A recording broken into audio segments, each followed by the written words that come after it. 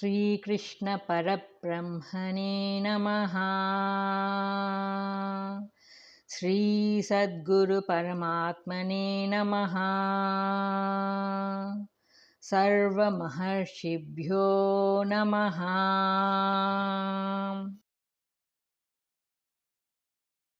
The excellence of Paramatma is described in 4 verses. 12th Shloka. Yadaditya gatam tejo jagadbhasayate khilam yachandramasi yachagnav tat tejo viddimamakam. Substance. Which radiance, light and life residing in the sun illumines the whole world. Which radiance is in the moon and in the fire. Know all that light to be mine. Commentary. The Lord declares that the sun, the moon and the fire shine by His light. They have borrowed His light. Thus, when we see the illumination of the various objects in the world, we should be filled with great, deep adoration for the Lord, whose glory is expressing itself in these mighty and spectacular manifestations. Some elements have the power of illuminating others. The pot is not luminous. It shines by the reflected light of the sun. The tree is not luminous. It shines by the reflected light of the sun. The sun, the moon, and the fire have the power of light. They shine and cause other objects to shine. But whence is the light of the sun, moon, and fire? The Lord answers that it is His light that is shining in the sun, the moon, and the fire.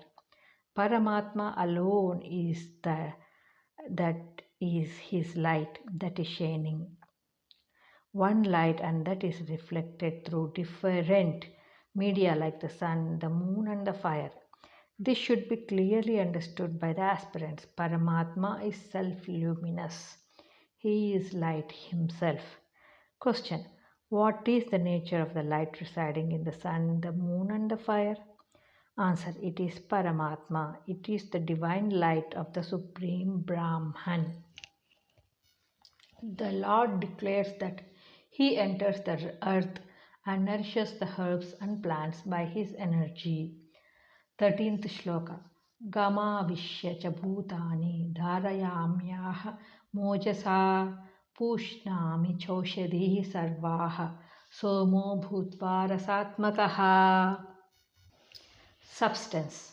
And I, having permeated the earth, sustain all beings with my energy. Having become the watery moon, I nourish all herbs, plants and corn, etc.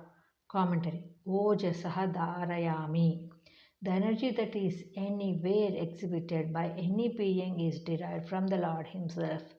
The whole world is sustained by His all-pervading energy, Shakti. The ignorant may ascribe that energy to themselves, but the wise know that it is all the Lord's inexhaustible power exhibiting through the multitudinous beings of the universe. From this declaration of the Lord, we come to know that Sri Krishna, the charioteer of Arjuna, is not simply the child of Devaki, a little Upadhi like innumerable other beings, but the all-pervading, all-supporting Paramatma. Moreover, the food one eats is nourished by the Lord's energy permeating the world. Without Him, there would be no food for man. So, when man feeds himself, he should remember the Lord, the giver of the food. Should we not be grateful to Lord? Should we not offer the Lord what belongs to Him? Eating is not animal activity, but divine work.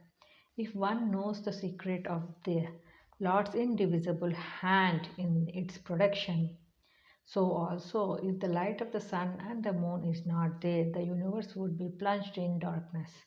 It is the light of Paramatma that shines through the sun, moon, and fire.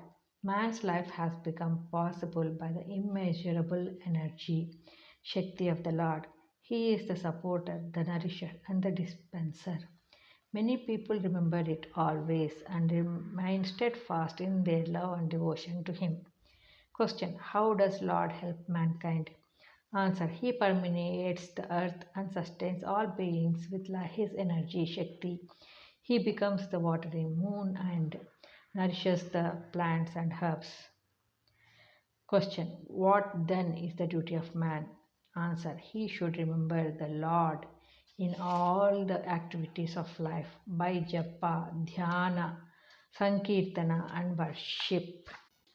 The Lord declares that He is the digesting fire in all living beings. 14th Shloka. Aham Vaishvanaro Bhutva Praninam Dehamashritah Pranapana Samayuktaha Pachamyannam Chaturvidam. Substance. Abiding in the body of beings, having become the digestive fire, Jataragni, called Vaishvanara, I digest the fourfold food associated with the vital forces of prana and apana. Commentary. In the previous verse, the Lord said that He produces the food by His energy and that He is the supporter and nourisher of all beings.